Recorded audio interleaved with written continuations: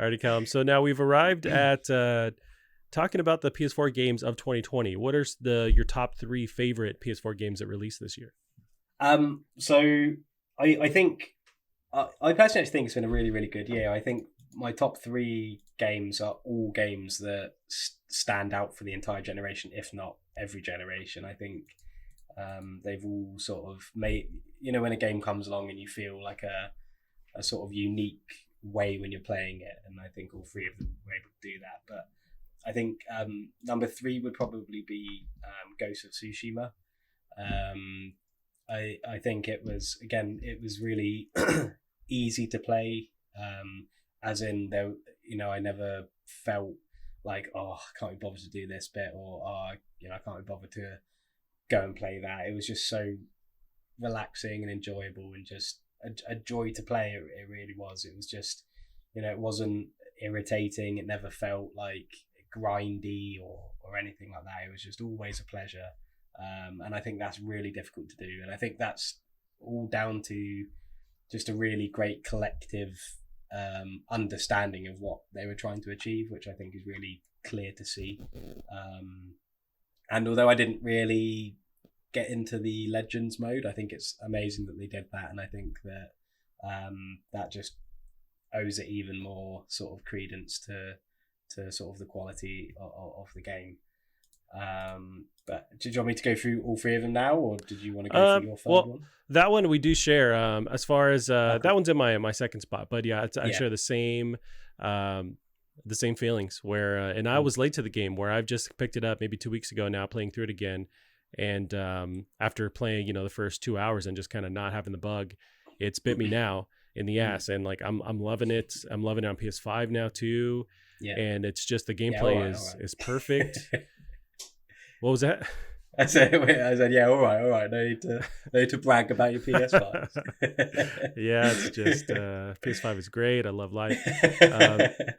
But yeah, like just the feeling of being a samurai, you just feel badass when you complete these little fight sequences, when you call out people and you just take them out, and they're just, still holding your stance as the guys kind of slowly falling over. I love that.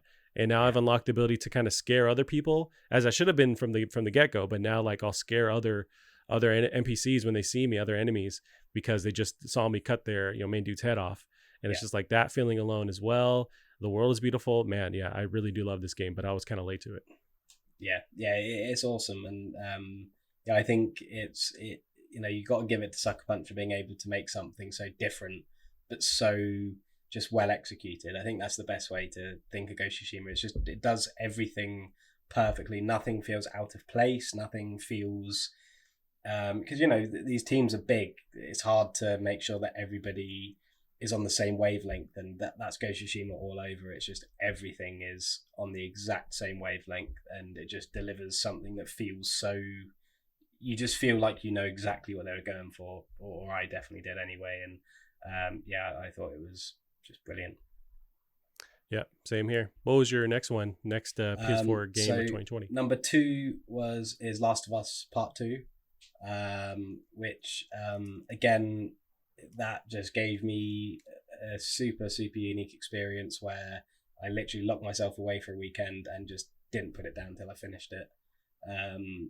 Which there's not many games. I mean, I could probably count on one hand the amount of games that can do that to me. I just played it straight through all the way to the end as if it was a movie, because I just couldn't bear to go away from it and not know what happens. It's such a emotion provoking game, and not just because of its themes, but because of how well written the characters are, how much you care about them, how believable they are. I mean, the outrage that we've seen over it, which has been ridiculous, obviously, but outrage like that can only happen when the setting, the characters, and the world, this fictional world that has been created, when it means that much to somebody else. So whether you agree with the directions it went in, or the things that happened and how the game actually played out, that's irrelevant. It is just an incredibly well crafted game, probably one of the best games ever made. And I think the only thing that's stopping it from being my game of the year is I don't think it has much replayability. I think a game that heavy, that like emotionally heavy, it's very difficult to play through again. I really sort of forced myself through it the second time around. And whilst the gameplay is fun and it's a lot better than the first game, which I think the first game suffered in that area slightly, I think the gameplay is top notch. But yeah, I think just when a game is that investing emotionally and does leave that much of an effect on you, it's very, very difficult to play again and enjoy it in the same way you did. So I think that's what sort of stopped it from taking the top spot for me. Yeah, it's interesting. So that's in my top three as well. You mentioned the gameplay, and I have the same thoughts where, although I loved it, I don't feel the need to replay it again. And it's something where, because the gameplay is so tied into the story, it's almost like I'm experiencing that story again. And I think if I give it enough time, I'll want to go back and play, because I played the original, many times at this point. But that gameplay loop is fun, but it is so heavy and tied to the story so much that I think I need a long breather before I jump into it. But if you think about the last game, Tsushima, we played, it doesn't have those story strengths, but the gameplay loop is so fun. It's almost like they're opposite scenarios where they don't focus on the story, but that loop is so enticing to keep playing it. With Last of Us, it's just the opposite situation. But yeah, I feel those same thoughts. You mentioned the outrage with the story. It was funny, maybe about 2 weeks ago, I got a coffee in the drive-thru and I had a Last of Us hat on, and the girl working was like, "Oh, I love Last of Us," and we're talking about the sequel. She's like, "Yeah, I hear something happens to Joel, so I haven't played the sequel. I don't want to play it." And I'm like, I hear you, but like, definitely stick with it. That game is so dope. And so a lot of people out there are just, when they actually played it, were very emotional about the changes they'd make to the story and to the characters. And I get it. No, I don't get the, of course, like death threats or whatever to, Laura Bailey, all that's bullshit. But the people are so emotionally tied to these characters for the past, 8 years or whatever, so 5-7 years, to where it is a big deal that they change things up. But I think they realized that as Naughty Dog, and they did it to the point where they just fully succeeded at it. They knew they had to switch it up. You can't just provide another Last of Us situation where it's just Joel and Ellie hanging out, having fun. You still get that in the sequel, but they have to prove themselves as a studio and switch it up. And I think they absolutely nail it by making you hate characters and then grow to love them completely. And it's that alone, that arc they're able to do with the story is insane. And I feel like it'll go down as developers taking a loved characters and then just completely changing them and succeeding at it. It will go down as one of the best things accomplished in a game, in a story, in a game. It's nuts.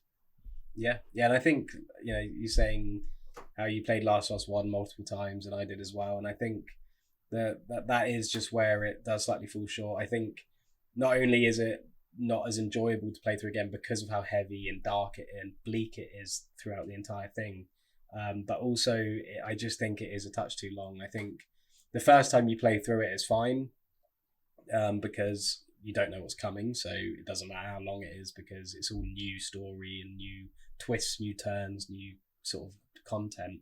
But when you play it that second time, there are a lot of just lulls and dull moments that you just don't want to see for the second time. So I think that's the sort of only negative really that stops it from being this top game that the first Last of Us was.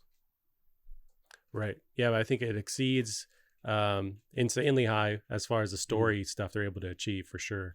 But and it's funny because like the gameplay it's still fun. It's just two things at the same time, where it's incredibly engaging and fun as you're playing it, and I like sneaking around, but at the same time, it's those same notions where it is heavy, it is dark, and I don't want to necessarily play it again. It's just very weird, like two feelings at the same time. But it is what it is. But so we have Last of Us 2. Now we're both on the same page with our picks so far for top three. Where do we diverge? What's your next one? So my favorite game on PS4 this year, and my favorite game of the year definitely, is the Final Fantasy VII remake. It was just, again, it captivated me, so I didn't want to put it down. And it is just absolutely near flawless for me. I mean, I know it has its Japanese cheese in its writing, and it definitely has a debatable ending and a future from that as well. But the game is just phenomenal. I mean, the combat system, the music is unbelievable. The visuals, the just everything about it just captivated me, and it has great end game stuff, really good new game plus stuff to sort of make it fun a second time, which is very hard to do in like a 30+ hour game. But I happily finished it on hard difficulty and got the platinum straight after finishing it. And it is. I mean, there's not really much else I can say aside from it is just near perfectly executed, for what it had to be, for what it was trying to achieve, and also for the cracks that it had to try and fill because of the previous few games. It just sort of took all of everybody's favorite things from the past few Final Fantasy games, merged them together with perfection, and yeah, it's just a really really amazing game. Yeah, this is one that I haven't played, so I don't really have I can't really add an opinion either way. But I did play the demo, and the demo is really fun. It's just I'm also a person that never the whole franchise never really latched on to me, so I don't have those same nostalgic connections.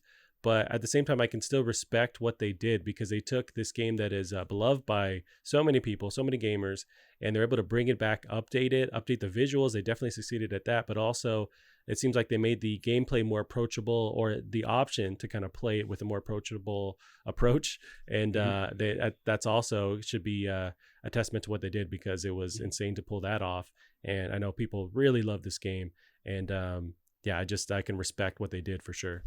Yeah, and I think one thing that's probably worth mentioning is I didn't play the original until quite recently. It was for some reason, even though it's like the biggest Final Fantasy game, one of the only Final Fantasy games I hadn't played.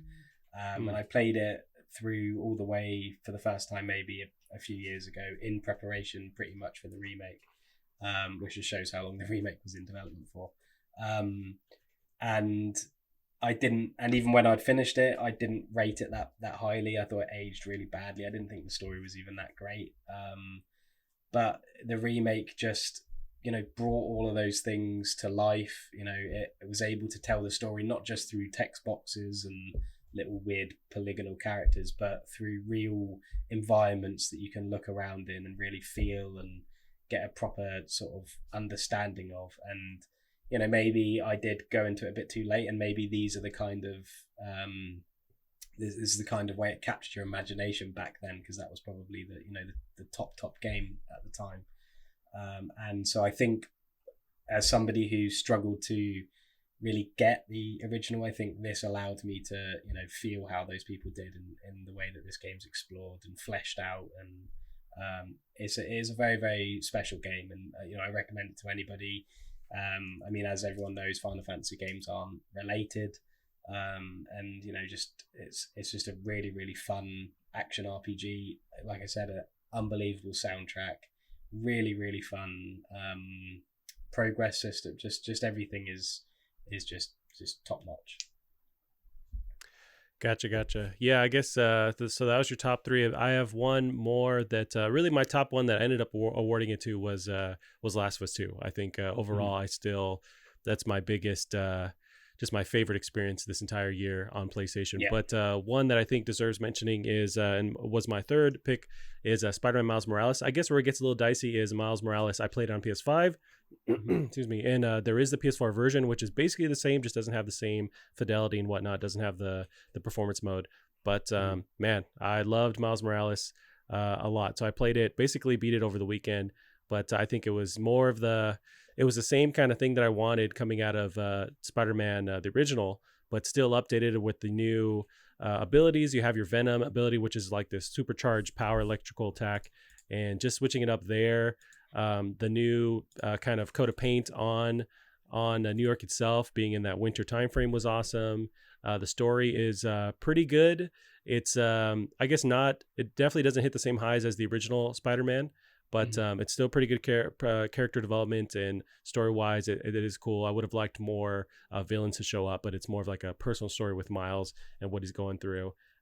Yeah, I love Miles, and I kind of want the next one to still be able to play as him, so I'm not sure how they're going to handle that, but Mhm. I loved it. The gameplay is so tight. The way you quickly get used to juggling multiple characters, blocking and dodging, and dealing with missiles coming your way, bullets coming your way, and still dealing with the heavy enemies. Like they really nail the gameplay. It's on par with like say God of War, the recent God of War, where Mhm. it's just you quickly learn the mechanics and you're into it, and you just feel like you're kicking ass. I was playing with my nephew, and it's been a while since he played the last one, and he's getting beat up quick, early on. And then I leave for like an hour. He's still playing it, and he's actually mastering the whole. He's juggling people. He's dodging at the right time. It's like it quickly, Mhm. teaches you Yeah, along the yeah. way in a way that's just awesome for gamers. And I think if they can Mhm. take an adult and a kid and just kind of bring them through that route where they both feel confident in what they're doing, they nailed it. So just the gameplay Yeah, was just a masterclass in how to kind of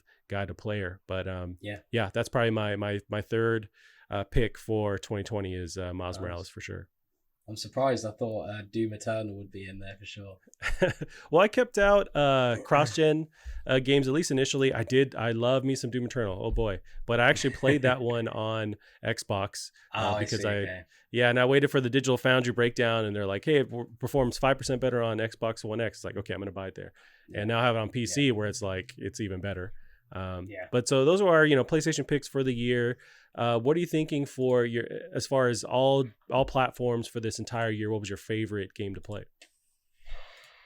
Let me just open my Steam library. Yeah. Do you think you're playing I more PC this year? Yeah, I think so. Well, I mean, it's hard because I think a lot of games I play as well didn't necessarily come out this year, but there is one which I talked about earlier, which is Wasteland 3, Right. which was it is absolutely brilliant. I mean, it's one of the best RPGs I've ever played, period, and it surprised me so much. It was a game series I'd never touched, and it's so incredibly well written, extremely deep. It's just a really really awesome game. It's similar to Ghost of Tsushima in the way that it just has a certain tone, and that tone is just set perfectly throughout the game. It never once strays from it. It knows exactly what it's trying to be. It's so funny. Yeah, it's a really really great game, and I'm pretty sure it's on PS4 as well. From what I know, it's quite buggy on PS4 and Xbox. But the Mm. Steam version I played, and I played the early sort of access version as I was reviewing it, and I didn't encounter any bugs or anything. So, but yeah, it's a really really great game. Yeah, I'm surprised it didn't get more attention for Game Awards. I think so it's up for Mm. RPG of the year, but Yeah, beyond that, you think it would be thrown in the narrative situation or best game of the for year sure. situation, but Yeah, looks like it's not. That's very strange. But yeah. I no, think yeah, it got I th- great crazy reviews when it came out. yeah, I think a lot of people, because it was on Xbox Game Pass, because In Exile, the guys who make it are owned by Microsoft. Um, I think it was probably most predominantly played on Xbox, which I think is where a lot of people had issues like bugs and things. But I can tell you now the Steam version was very solid. So maybe that's why it wasn't pulled up for the game of the year. But in terms of best narrative and best RPG, there's no reason why it shouldn't be up there and sort of competing for the top spot in both of those categories, because it is a really really great game. And now Microsoft have got In Exile and Obsidian. They've got arguably two of the best in the business at writing RPGs. You'd normally put BioWare up there, which again I've been really into recently with Mass Effect and playing Dragon Age at the moment. But everyone knows what they've been like recently, so that you can't really include them up there anymore. But yeah, I'm really really excited to see what In Exile do next. And I didn't actually get around to finishing Wasteland 3, so because I reinstalled Windows and everything, so I ended up Oh, just right. having to uninstall it. But it's a game I definitely intend to go back to. And I mean, testament to the story, I can still remember now all the characters, the story up to where I got to. It's just stuck in my head so well because of how brilliantly well it's written. Um, and yeah, and I think I mentioned it. It's so funny, and I think it's really hard for games to be funny. There's only some that really are, and it has that really funny sort of post-apocalyptic Fallout humor, sort of Borderlands style social commentary, and it is just a really, really excellent game. So I know traditionally with this like top down kind of format, for some reason it never latched onto me. So that's always my Mm. first like prejudice with the game like this. And I keep hearing it's awesome, but I can't get into this just visual style or like the way you Mhm. actually play it, that third person or top down rather. Mhm. Could this, just like they went with the original Fallout games, took them into a 3D world, could this be done with something like Wasteland? Would it be too Fallout like, or could there be a or first person rather version of this game, you think? I think um, I think I know what you mean by how, like, you look at screenshots and things, it doesn't quite look that appetizing, but the way the game is designed and the way it plays and the way it sort of integrates its equipment system, because it's very loot based, like most RPGs are, but the way it integrates that with its progression system and leveling up all your party, it needs that strategic battle system that it has to really feel as deep as it does. And I think the whole point and click to talk and to loot things and everything, it is on paper quite jarring to think about, but like every game, as soon as you start it up, it gets you in nicely, and it's actually a really really nice way to play. Especially on PC, it's very relaxing. Just using a mouse and keyboard, you'd have to, it allows you to really soak in the narrative because you're not like right up against the screen, really engaged in like in having to interact with everything. It's I really do think that that style of game has just as many advantages over first person games than first person does over them. So yeah, I think you should definitely give it a go. I mean, it's really good, and I'd say it's even similar to like games like Dragon Age, because Dragon Age can be played in that perspective or third person. But the only difference is you can also move with the WASD keys in Dragon Age. So yeah, I think I definitely understand the sort of judgment of those kind of games just from looking at footage or looking at gameplay, because it can look a bit not confusing maybe, but just a bit, you don't really understand what's going on because you're unattached from it. But as soon as you play it, it does. It's really well designed to get you into it and sort of get you understanding things straight away. Gotcha. Yeah, it's there's a hefty list now, but that's one I need to put on there and keep an eye out for, maybe Well, it's on free on sale at some Xbox point. Game Pass as well, so Oh, there's, I there's have no zero excuse. excuse now. Yeah, I mean I'll find an excuse somehow, but um, alrighty. And I guess as far as game of the year for me across all platforms, it was for sure Half-Life Alyx. I mean, I built this PC for this game, which sounds insane, but like this was just so much on my radar, and I love the Half-Life franchise, and I just kept thinking there's got to be a way I can figure this thing out. If I can just like break into a Best Buy at night and just kind of hobble together a way to play Yeah. this. But yeah, so I was able to do it, and with the Oculus being just the cheapest route in, Yeah. and it's still looking and playing awesome too. So Hmm. I love it. The immersion that you experience in this game, I've never felt in another game. I mean, part of it you could say the heavy lifting is because it's VR, but they don't slack on that. It's not like a gimmicky kind of experience. You feel like you're doing everything in the game. You're lifting objects, you're grabbing things physically, pushing stuff out of the way. But then the gameplay is still tight, still like on par with every other first person shooter or like a Half-Life 2 style of gameplay. Yeah, just, and then the story is so strong. Like you have a person in your ear kind of guiding you through the game, and he's played by, I want to say his name's Rice Darby.